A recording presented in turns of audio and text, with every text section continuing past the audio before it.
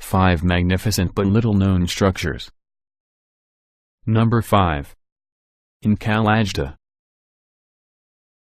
Be well known for its rich history and treasures, but it is indeed a nation bursting with Inca history. One of the least known, but most astounding Inca sites is in Khalaqtu, just a few hours east of Cochabamba. This fortress community lies at the mouth of a scenic valley. Before the Spanish conquest, the Incas had expanded into the Cochabamba Valley because of its rich agricultural potential. They built complex systems of roads and fortresses, and in Khalaqtu was a strategic effort to further Inca expansion toward the Amazon. This fortress was built originally by Inca Tupac Yupanqui around 1465 to repel invaders from the lower tropical regions. This remote fortress has not been well preserved, and has only recently come under the protection of the Bolivian government, through the University of San Simon in Cochabamba. Number 4. Temple of Hercules Victor.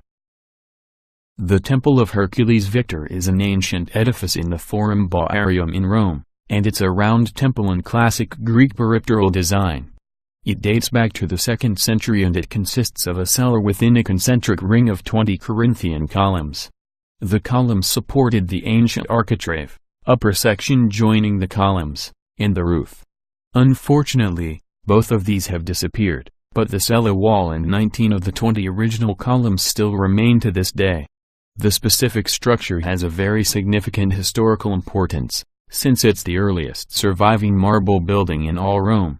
There are no accurate sources, so we can't be absolutely certain who dedicated this temple and what it was called originally, but it is believed to be connected with the legend of Hercules and Cacus, which is the main reason it is known today as the Temple of Hercules Victor.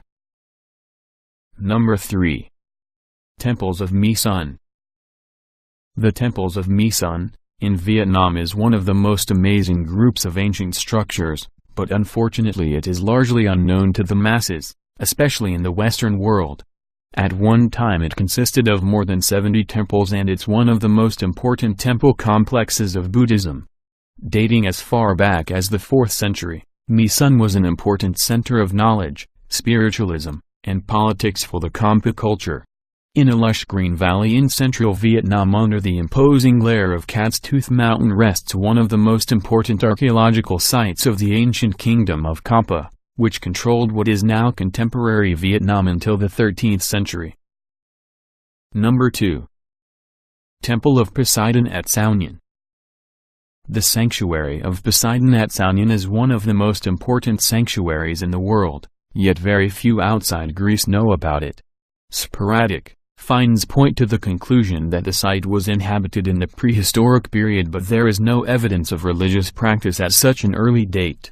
The sanctuary of Sao Nhan is first mentioned in the Odyssey as the place where Menelaus stopped during his return from Troy to bury his helmsman, Phronetorides.